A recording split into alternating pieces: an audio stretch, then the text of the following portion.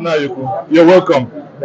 We are basically at the Imobi Ohaneze in Enugu, where the ratification of Chief Emmanuel Iwuanyanwu as the new PG of Ohaneze just happened.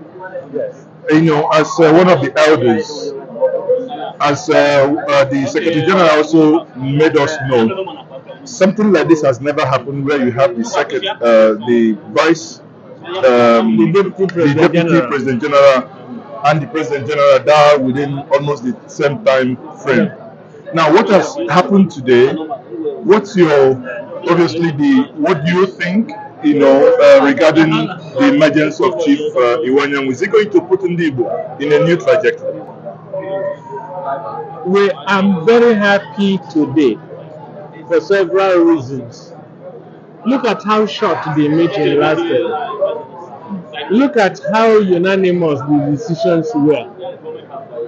Because it is not a normal election, it is not a normal time in Nigeria. So Ndiigbo chose to put their best foot forward. And since the President General is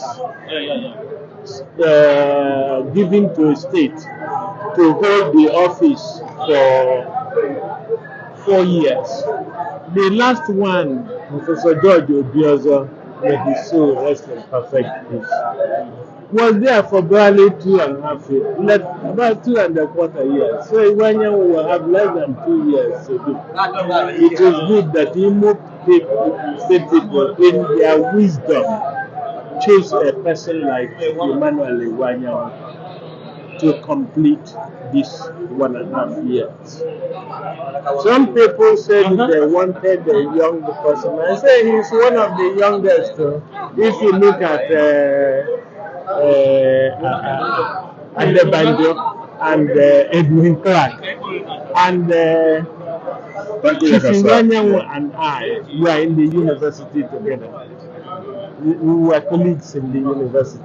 We were also colleagues in Biafra during the Civil War as army officers, Biafran army officers. Emmanuel Iwuanyanwu is a very talented, gifted name for us to use to complete this. So I'm very happy at what happened today. I'm also happy at the way the governors spoke in unison. And what is facing us will require a way of dealing with it. Obasanjo, in his usual characteristic manner, because I worked with him, called it Ibophobia.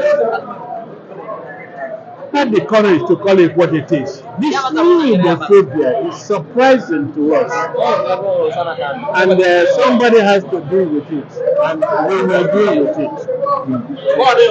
So Iwuanyanwu is basically, he will map his way. Thank you very much, sir. Bless him.